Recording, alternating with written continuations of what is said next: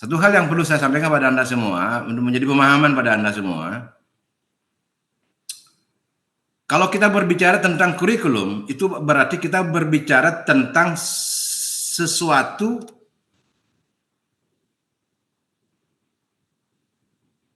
di mana sesuatu ini adalah instrumen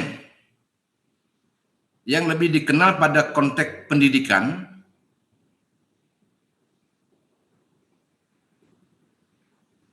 yang akan berkembang beriringan dengan perkembangan manusia atau masyarakat di mana kurikulum itu lahir, tumbuh, kemudian mati dan akan digantikan oleh kurikulum yang baru. Gitu. Itu kurikulum. Maka banyak orang mengatakan bahwa ini saya ingin kembali, mengajak Anda untuk mengingat kembali, karena saya tahu latar belakang Anda ini dari berbagai disiplin keilmuan gitu. Agar minimal Anda semua saya dilaporin ini katanya ada 63 mahasiswa, tapi ini yang hadir 55 orang mahasiswa. Jadi artinya ada masih 8 orang nggak hadir gitu. 60, Prof. 60 ya? 60 orang ya. Oh, 60 artinya ada 5 orang yang hadir, karena 56 sampai saya ini kan. Sehingga kurikulum yang baik itu adalah kurikulum yang hidup itu. Jadi kalau kita berbicara kurikulum yang baik itu adalah kurikulum yang hidup. Apa itu kurikulum hidup itu? Apa itu life kurikulum? Itu adalah kurikulum yang ada pada kedirian seorang guru atau seorang pembelajar. Itu namanya kurikulum hidup. Di zaman dulu, zamannya pesantren, zamannya pasraman kalau di Bali, kemudian zamannya sekolah-sekolah gereja kekristenan itu jarang ada kurikulum tertulis. Kurikulum atau konsep atau apapun keterampilan atau skill yang ingin dibelajarkan oleh seorang pemuka agama, pemimpin pesantren, pemimpin pasraman di Bali, kemudian pemimpin sekolah-sekolah kekristenan itu ada pada kedirian beliau. Gitu. Itu jarang yang tertulis gitu. Sehingga dia akan berkembang beriring dengan perkembangan dia sebagai pembelajar. Bagaimana dia menyesuaikan diri dengan perkembangan masyarakat di mana dia hidup, tumbuh, berkembang. Sehingga salah satu landasan pengembangan kurikulum itu adalah landasan sosiologis. Landasan sosiologis itu adalah landasan bahwa kurikulum itu dikembangkan, tidak boleh dia terputus dengan tali temali atau benang merah masyarakat dan budaya masyarakat di mana kurikulum itu akan digunakan. Sehingga kurikulum itu tidak boleh steril dari pengaruh kultur masyarakatnya. Gitu. Oleh sebab itu, salah satu model pengembangan kurikulum yang baik itu adalah model kurikulum yang berbasis grassroots. Kurikulum yang dikembangkan dari apa yang dibutuhkan oleh yang akan menggunakan kurikulum. Bukan kurikulum yang bersifat top down atau given, pemberian dari penguasa untuk digunakan, karena belum tentu apa yang dibuat oleh penguasa itu sesuai dengan kebutuhan masyarakat. Nah, ini kalau kita berbicara, mohon maaf bahasa saya agak kurang apa ya. Ini kalau kita berbicara tentang binatang kurikulum kayak gitu gitu loh. Kalau kita berbicara tentang profiler kurikulum kayak gitu gitu.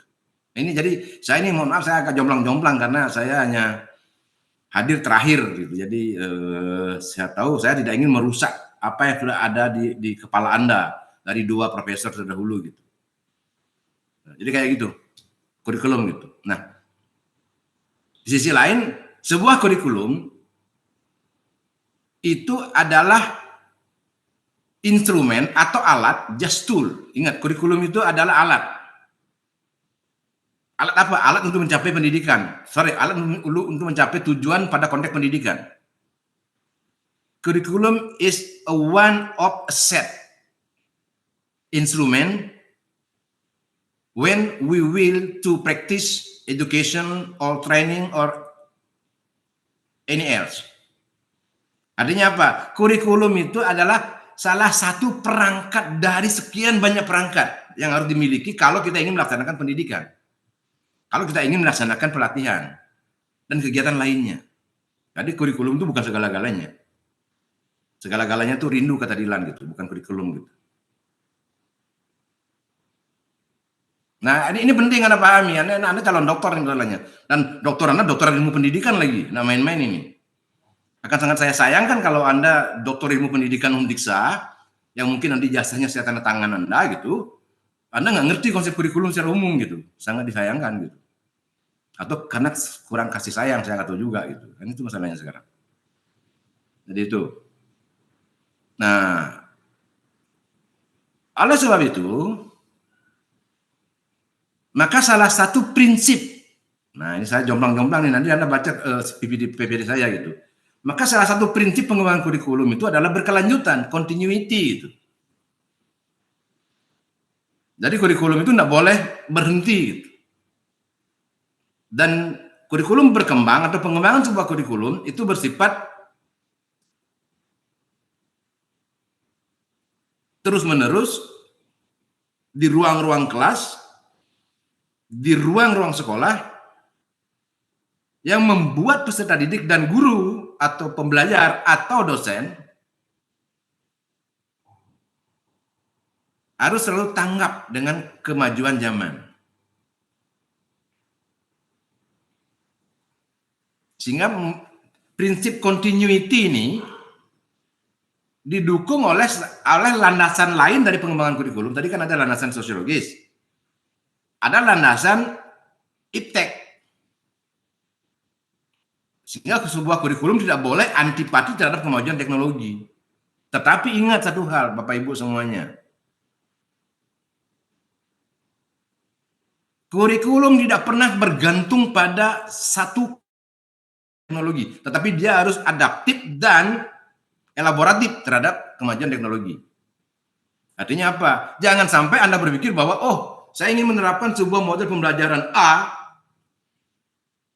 kalau nggak ada alat ini, maka model pembelajaran ini tidak bisa digunakan. Itu salah besar itu, bukan salah kecil itu. Bahkan saya mengatakan itu dosa besar. Kalau kemajuan pendidikan itu harus terhenti hanya gara-gara keterbatasan peralatan. Dulu zamannya pesantren dengan model lama, zamannya Pasraman di Bali Hindu, model lama nggak ada internet, nggak ada komputer, nggak ada Google. Tapi pembelajaran bisa terlaksana dengan baik, bahkan hubungan relasi moral antara guru dengan murid sangat baik dan bersih, clean and clear. Itu menunjukkan apa? Bahwa satu hal yang perlu Anda ingat sekarang lagi, sebaik apapun sebuah kurikulum di tangan seorang guru yang tidak baik, maka hasilnya pasti tidak baik. Sesederhana apapun sebuah kurikulum, di tangan seorang guru yang baik, maka dia akan menghasilkan pembelajaran yang baik. Oleh sebab itu, guru sering disalahkan sebagai ujung tombak keberhasilan sebuah proses pendidikan. Sehingga nggak main-main mestinya. Guru itu adalah manusia-manusia mulia yang satu kakinya sudah ada di sorga. Tinggal satu menuju sorga sepenuhnya. Maka berbanggalah kita jadi guru. Maksud Anda jadi guru. Karena satu kaki Anda sudah di sorga itu.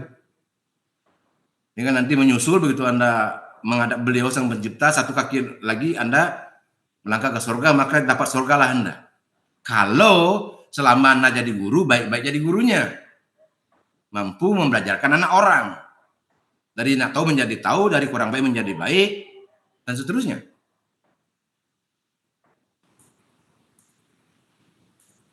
Nah, Anda lihat ini. Lihat enggak? Lihat, Prof. Nah, Lihat, Prof. Oke, saya ingin mengajak Anda ke sini sekarang.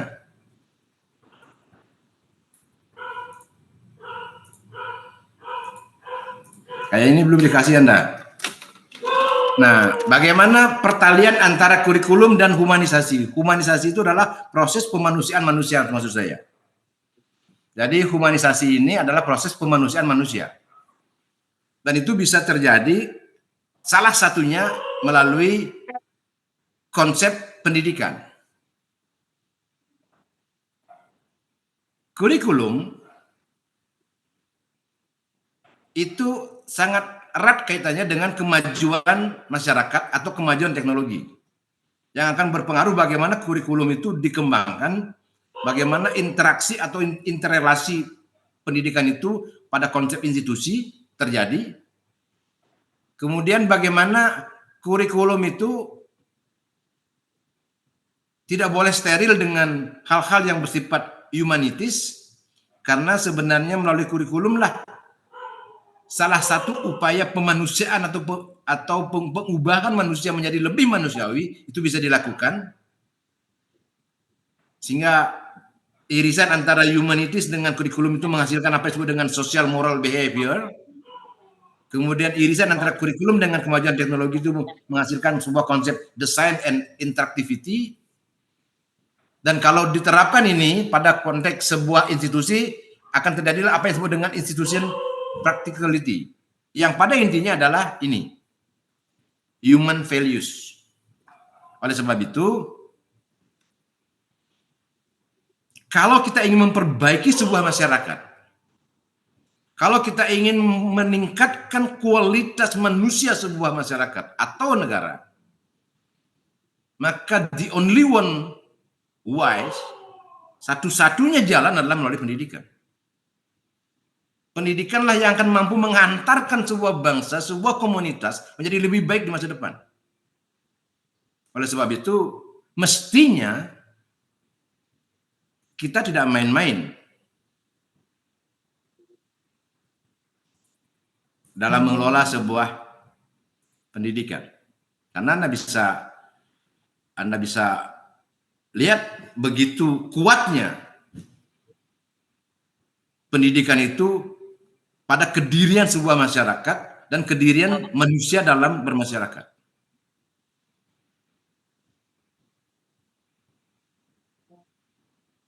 Tetapi ingat, kurikulum itu tidak bergantung pada ketersediaan fasilitas pembelajaran. Tolong camkan itu baik-baik. Anda boleh percaya dengan omongan saya atau enggak. Kalau Anda ingin mengetahui lebih banyak, baca tulisan-tulisan saya di Google, banyak itu. Gratis, Anda berbayar itu. Bahkan ada satu buku saya tentang kurikulum, local genius, dan disruption era. Itu bagus bukunya. Dan Anda nggak usah beli, Anda bisa download gratis di Google itu, punya saya. Sampai di sini Bapak Ibu, ada yang ingin bertanya silakan. Silakan Anda bertanya dari ketidaktahuan Anda, atau mungkin Anda sedikit tahu, kemudian ingin menjadi lebih tahu seputaran tentang kurikulum, silakan tanya dari A sampai Z, kembali ke A, kembali ke Z, silakan. Sehingga saya nggak sendiri ngoceh gitu. Kalau ada yang ingin memberikan komentar, memberikan pendapat, silakan.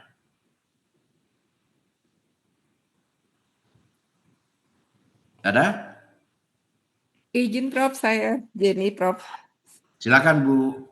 Saya Jenny Prof yang dari DJKN Prof. Ya. Bu Jenny, oke, Bu Desa Jenny ya. Kenapa Pak? Iya, Prof Desa, ingin ya? bertanya tadi Prof menyampaikan bahwa pada prinsipnya untuk kurikulum itu kan harus sustain ya Prof ya. Sementara yang kami amati kurikulum itu kan dinamis sekali. Ini sebenarnya dinamika kurikulum yang ada di Indonesia ini itu apakah perubahannya ini tetap dalam kerangka sustainability dari kurikulum itu sendiri atau memang perubahannya signifikan? Nah, seperti contoh yang sekarang MBKM, saya dapat informasi kebetulan karena saya di sini jadi banyak dapat info dari teman-teman. MBKM sendiri kan kabarnya akan ke deep learning. Nah, deep learning ini apakah memperkaya MBKM ataukah nanti akan ada transformasi, dia ada perubahan dinamikanya? Mungkin itu Prof, pertanyaannya. Terima kasih banyak. Oke, makasih Bu Jenny. Satu hal yang perlu Anda pahami semua ini, sama Bu Jenny ini. Prinsip continuity yang dimaksud pada konteks pengembangan kurikulum itu adalah keberlanjutan dari keberadaan kurikulum pada dimensi kehidupan masyarakat, di mana dan salah satu landasan pengembangan kurikulum itu adalah landasan ideologis. Makanya saya bilang, ini yang dikasih Anda dulu sebagai fondasi, baru Anda diajak menganalisis. Apa juga keterampilan Anda menganalisis, menilai kurikulum orang lain, negara lain, kalau kurikulum binatang kurikulumnya sendiri Anda belum pahami gitu maksud saya. Salah satu landasan pengembangan kurikulum itu adalah landasan ideologis. Kalau kita berbicara pada konteks Indonesia, maka ada landasan ideologis, kemudian ada landasan filosofis. Saya tanya pada Anda semua, apakah filsafat pendidikan di Indonesia? Atau filsafat apa yang digunakan sebagai dasar pengembangan praktek pendidikan di Indonesia atas nama negara, atas nama bangsa? Pancasila. Yang dikemas, dikonstruksi dengan desain model filsafat konstruktivis. Semenjak negara ini merdeka 1945, apakah ideologi kita pernah berganti? Tidak pernah berganti, tetap Pancasila. Sesuai dengan pasal 4 alinea, pembukaan alinea. Coba Bapak Ibu, terutama Bu Jenny, buka kurikulum nasional kita. Kita memiliki kurikulum nasional tahun 75 pertama kali Bapak Ibu, atas nama NKRI. Memang sebelum 1975 pernah ada kurikulum 1958, 1961, tetapi itu hanya berlaku di NKRI yang dulunya adalah RIS, Negara Indonesia Serikat. Jadi kurikulum nasional kita atas nama NKRI yang sekarang ini, itu 1975 pertama kali ada, yang dikenal dengan istilah kurikulum 1975. Kemudian 1975, kemudian ada kurikulum 1984, 94, suplemen 99, kemudian kurikulum 2004, kemudian ada kurikulum 2013. PSP.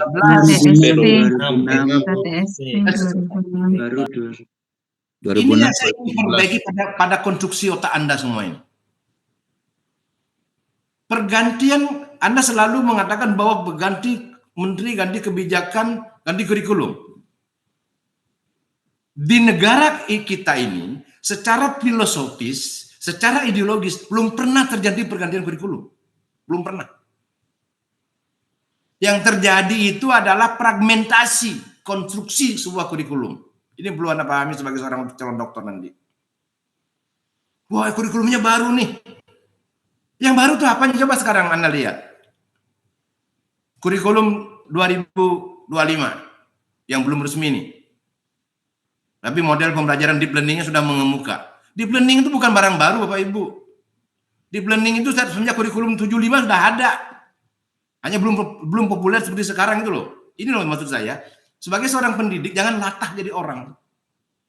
Jangan dikit-dikit terkejut, dikit-dikit baperan gitu loh. Kayak anak muda gitu. Nah boleh. Seorang akademisi itu harus nggak boleh baper jadi orang. Yang berubah di kurikulum kita itu adalah konstruksi kurikulumnya. Esensi, substansinya tidak pernah berubah. Kita masih tetap membelajarkan menjadikan ideologi Pancasila sebagai tujuan dan ending daripada sebuah pembelajaran. Kan itu sekarang masalahnya. Apakah nanti pendekatannya CBSA, KTSP, kemudian Merdeka Belajar, kemudian sekarang menjadi deep learning, whatever, whenever. Kurikulum ya wis kurikulum gitu loh. Jadi ini yang mestinya Anda sebagai calon dokter ilmu pendidikan Anda pahami. Apalagi nanti Anda, contoh kayak Bu Jenny nih, akan nanti jadi mentor diklat di institusinya. Ini penting dipahami. Itu loh.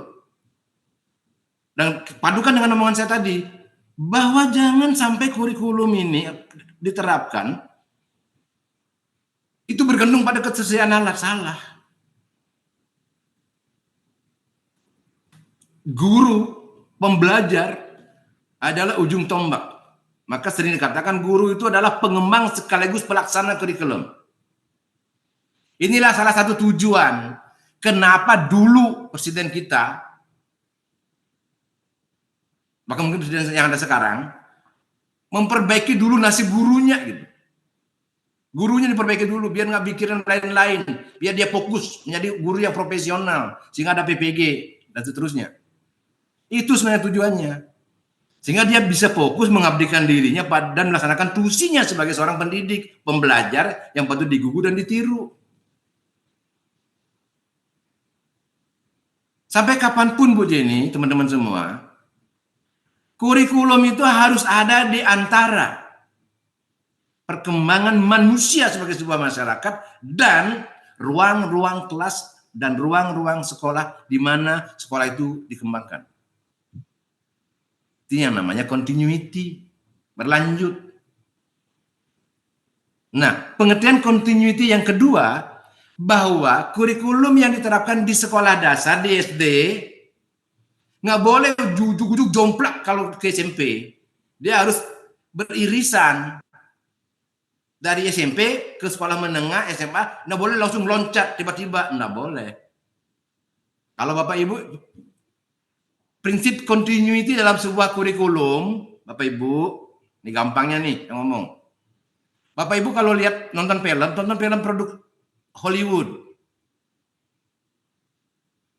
yang pergantian scan antara scan satu ke scan berikutnya halus. Nggak kayak beberapa sinetron yang kita tonton jeblak. Sekarang di pantai tiba-tiba di dalam kamar gitu, terganti gitu loh. Pernah nggak lihat bedanya film Hollywood dengan sinetron kita? Contoh umpamanya sinetron Si Manis Jembatan Sungsang umpamanya gitu. Awalnya obrolannya terjadi di pantai, tiba-tiba di dalam kamar. Setelah dalam kamar tiba-tiba jeglok diganti, setelah di dalam bawa mobil tiba-tiba gitu. Beda dengan film-film Eropa, Amerika gitu loh. Jadi switch-nya apa ya? Pergantiannya itu halus. Nah, ini continuity Bu Jenny gitu. Jadi nggak boleh. Oleh sebab itu pengembangan sebuah kurikulum itu bisa menggunakan konsep ECA. ECA itu expanding community approach, pendekatan dari dekat meluas, dari rendah ke tinggi, dari dekat ke jauh. Itu namanya. Makanya kalau Bapak Ibu lihat, kalau ada di sini ada dosen PGSD, coba lihat buku kelas 1, 2, 3 SD. Pasti memulainya dari siapa? Diri sendiri. Siapa namanya dia? Mulai dari konsep keluarga. Namanya dia siapa? Keluarga kecil namanya bapak sama ibu namanya siapa? Ada kakek neneknya. Kemudian berangkat nanti dengan tetangga, rukun tetangga RT. Kemudian berkembang lagi menjadi RW, berkembang menjadi kelurahan, kecamatan. Semakin tinggi kelasnya, semakin luas, semakin jauh pemahaman yang diberikan oleh guru dan sebuah kurikulum. Dan di SD kalau nggak salah kelas 6 itu sampai pada peninggalan atau penanda-penanda negara tetangga. Contoh kayak tetelan Gajah Putih dan seterusnya. Itu mulainya dari diri sendiri gitu. Nah, ini menunjukkan bahwa pendekatan pengembangan kurikulum itu dari yang dekat ke yang jauh, dari yang dangkal ke yang dalam, dari yang rendah ke yang tinggi.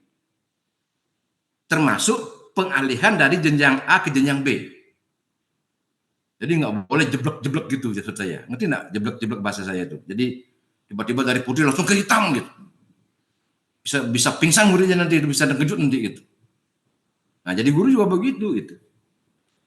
Bu Jenny, itu prinsip secara singkat, prinsip continuity yang saya maksud.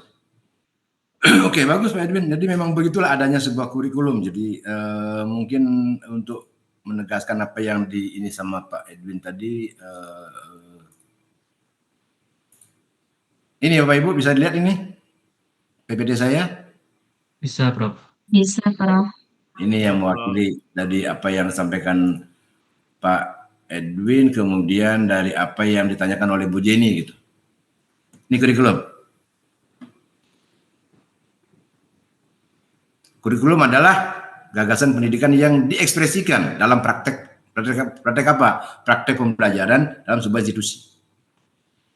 Kita berharap terjadi apa yang disebut dengan humanisasi, dan kurikulum itu adalah sebuah instrumen, ingat, untuk memadukan tujuan individu datang ke sekolah dan tujuan masyarakat atas individu yang dikirim ke sekolah.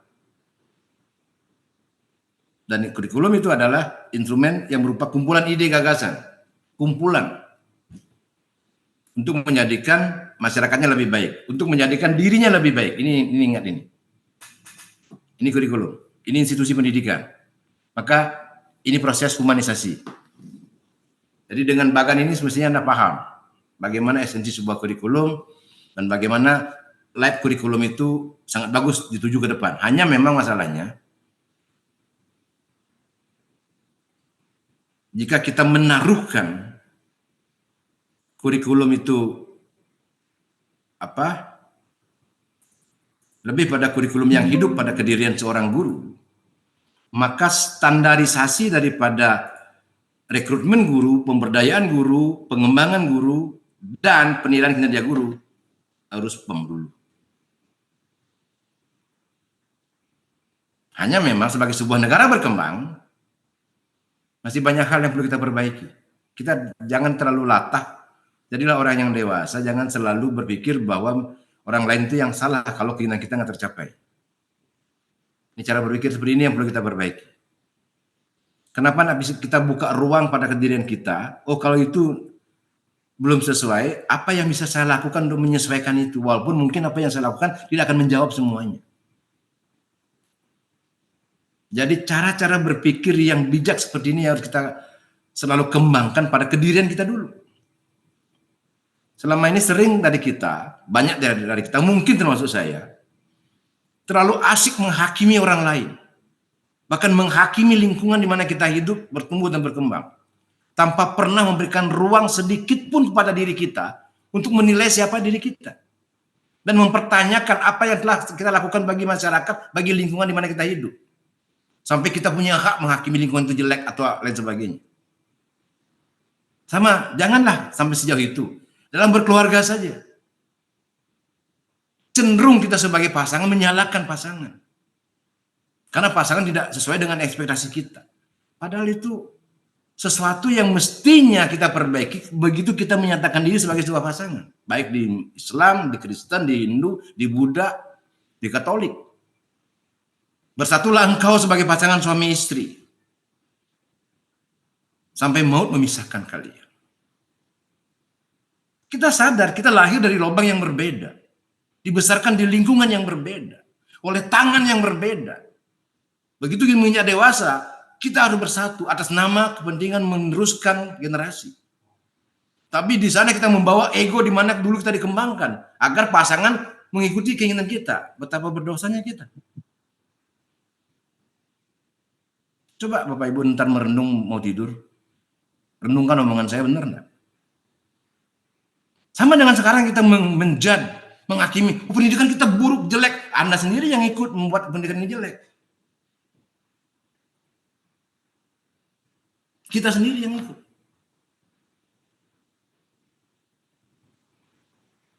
Bagi Bapak Ibu yang berasal dari disiplin ilmu sosial, ada yang namanya mata kuliah yang disebut dengan pendidikan ilmu pengetahuan sosial. Di Amerika, itu sudah dikenal dengan social studies. Di Indonesia lebih populer dengan istilah IPS. Esensi daripada social studies adalah mempelajarkan bagaimana manusia itu hidup dan berkehidupan. Itu poinnya.